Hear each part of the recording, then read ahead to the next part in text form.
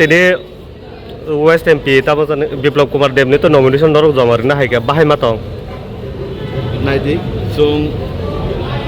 2018 দীর্ঘ 25 বছর সিপিএমনি শাসন সিপিএমনি শাসননি आंनि জন্য যে মুক্তি খাই রনাই যিনি প্রাণপ্রিয় মুক্তির মহানায়ক বিপ্লব কুমার দেব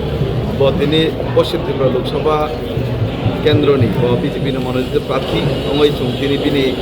সমর্থন আছে মনোনয়ন পত্র জমা না পাইকা जों বেলাই তংখজা এবং বেলাই খা খা অপখজা খালি মসিমিয়া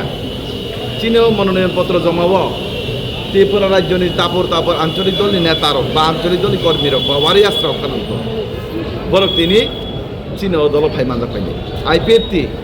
মথা বিজেপি তাবো প্রকৃত থানসা তিনি মহারাজে সান্দানি কক সামানে আইপিএফটি বিজেপি মতা তাবো চুং বিজেপির মাধ্যমে থানসা হইনাই এই ত্রিপুরা রাজ্যের জন্য এক ত্রিপুরা শ্রেষ্ঠ ত্রিপুরা খাইনাই এবং এডিসি এলাকা ডেভেলপমেন্ট খাইনাই এবং সারা ত্রিপুরার জন্য বড় নিবাগই চুং সামু থাংনাই তিনি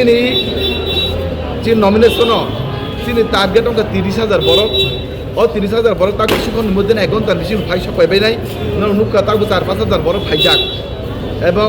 তিনি চুং পক্ষে যে চুং তো পাইনাই চুং সময়নি অপেক্ষা চিবিছে চুং তিনি খালি নমিনেশন জাকিলা চুং তিনি বিজেপি সিট খাইনি ওরা বুবাগ্রাফা ফাইনা তিনি মহারাষ্ট্র ফাইজানাই কক দङ মহারাষ্ট্রনি এটাই যত বড় নীতিপ্রা মতা নংতন বিজেপি আইপিএফ নংতন যত নেতারং এরো ফাইজানাই কক দङ মহারাষ্ট্র ফাইজানাই কক দङ চিনি সিএম ফাইজানাই কক দङ